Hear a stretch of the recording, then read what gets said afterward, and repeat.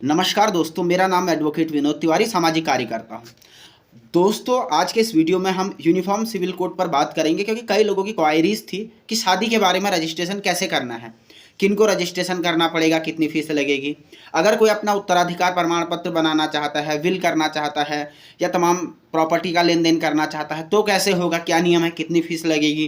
कोई live in में registration करना चाहता है, कितनी फीस लगेगी, क्या प्रक्रिया होगी। इस वीडियो में सरल भाषा में और जल्द से जल्दी ये तमाम चीज़ें आपको समझाने की कोशिश ज़रूर करूँगा। तो आइए शुरुआत करते हैं। सबसे पहले बात करते हैं विवाह को लेकर के। दोस्तों, विवाह के बारे में सबसे पहला सवाल ये कि किन को रजिस्ट्रेशन करवाना अनिवार्य होगा। 26 मार्च 2010 तिथि याद कर लीजिए।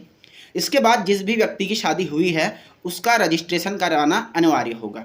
अब सवाल ये, क्या जिसने पहले से किसी कानून के तहत रजिस्ट्रेशन करा रखा है उसको भी रजिस्ट्रेशन कराना होगा? जवाब है नहीं।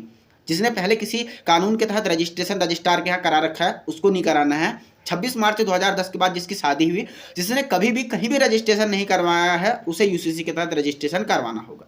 वही फीस कितनी लगेगी? फीस 250 रुपये लगेगी आपको, अगर आपको एक प्रक्रिया के तहत है। अगर किसी को ज़्यादा ही जल्दी हो रही है तो 2500 रुपये का रजिस्ट्रेशन लगेगा।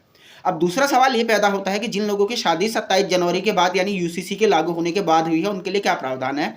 उनको 60 दिनों के भीतर ये रजिस्ट्रेशन करवाना होगा और उनके लिए भी फीस का स्ट्रक्चर सेम ही रहेगा।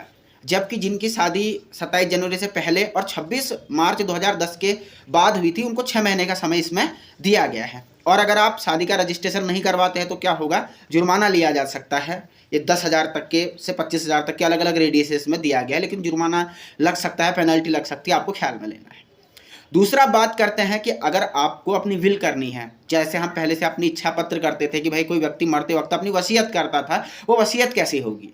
वसीयत के लिए भी मैं आपको बता दूं, आपको सबसे पहले जो यूसीसी पोर्टल है जिसकी मैं वेबसाइट नीचे दे दूंगा, उसके साथ अपना लॉगिन करना है आधार के साथ, ठीक है। इसके बाद आपको अपने गवाह तैयार रखने हैं, दस्तावेज तैयार रखने हैं। और एक नई प्रक्रिया है कि आपका वीडियो भी लिया जाएगा। आप वीडियो से भी पता चलेंगे कि मैं कोई पिताजी है कि मैं अपने ए बेटे को इतनी संपत्ति दे रहा हूँ, बी बेटे को इतनी संपत्ति दे रहा हूँ, सी बेटे को इतनी संपत्ति दे रहा हूँ। इस प्रकार से वो पूरा वीडियो वहाँ पर सेव रखा जाएगा।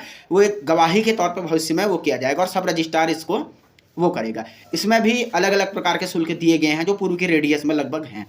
इसके अलावा लिव इन रिलेशनशिप की हम बात करें, लिव इन रिलेशनशिप के लिए भी आपको यूसीसी की वेबसाइट पर जाना होगा। आपको जो है सबसे पहली बात ये बता दूं कि कोई कपल अगर लिव इन में रह रहा है तो 30 दिनों के भीतर उसको अनिवार्य होगा कि वो लिव इन रिलेशनशिप का रजिस्ट्रेशन करवा दे। और आपको भी इसमें 250 से 2500 की फीस। तत्काल अगर किसी को बहुत ज़्यादा ही जल्दी हो रही है तो 2500 रुपये आप कीजिए, 3 दिन में आपको लिव इन का सर्टिफिकेट मिल जाएगा। अगर आपको एक 15 दिन की प्रक्रिया में रुकना है तो आपको 250 रुपये की फीस लगेगी और आप वहाँ पे पोर्टल पे जाकर के अपना रजिस्ट्रेशन कर सकते हैं। रजिस्ट्रेशन के साथ साथ अगर आप ब्रेकअप करते हैं तो ब्रेकअप का भी रजिस्ट्रेशन करवाना अनिवार्य होगा।